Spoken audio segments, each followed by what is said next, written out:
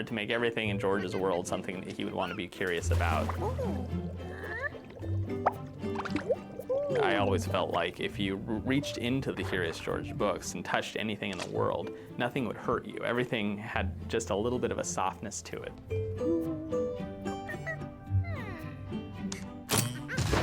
The whole stylistic approach to Curious George was everything had sort of a caricatured look to it, and it was a little bit more simple. Everything from the buildings to the character designs to the vehicles. If you look at the cars in the original books, they're all rounded edged and they're very kind of classical, almost kind of that 40s, 50s look. We tried to match that when we do all the vehicles. We took out all the little details and we just kept the simple, basic shapes of everything.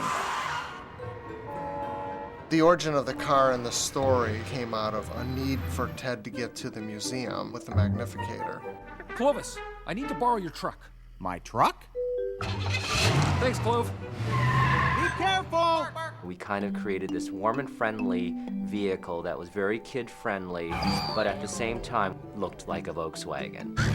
You don't have to go very far to make a Volkswagen fit into the Curious George world because it had such a Curious George feel. So Volkswagen was actually a pretty natural fit for us.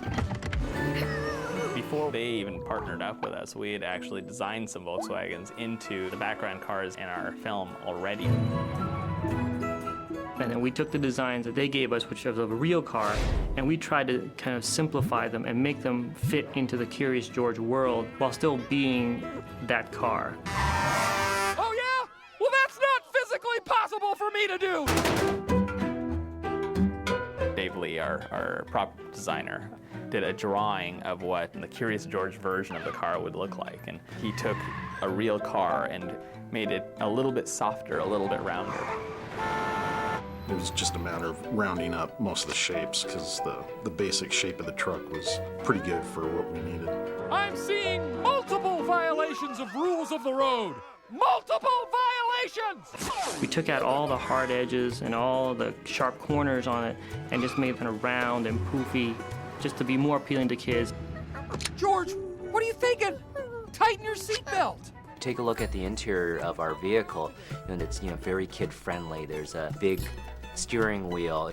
All the dials and all the numbers and all the text that would normally be in the interior of a car, we had to dramatically remove that to keep it just really simple and clear and clean. There are lines painted on the street for a reason.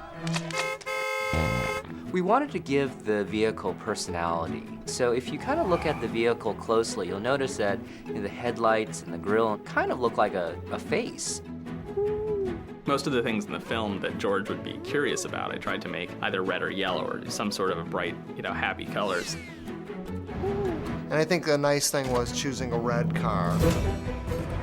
We wanted Ted's car to stand out in the long shots. When you're in a busy cityscape, there's a lot of things to look at. So whenever there are long shots of Ted driving, there are very few red vehicles because we wanted him to stick out. Wow, I think there is a parking problem in this city. At the same time, since it has personality and has that cuteness to it, you also want it to be kind of a character in the film too. And that red color was just perfect. Kids, don't try this at home. Here we go! It was nice to have actually the hero car, and so it had to look like a nimble car and something that is a little bit sporty and fun to drive. It's got the ability to jump off piers and to come through in the end and save the day. It's the perfect car.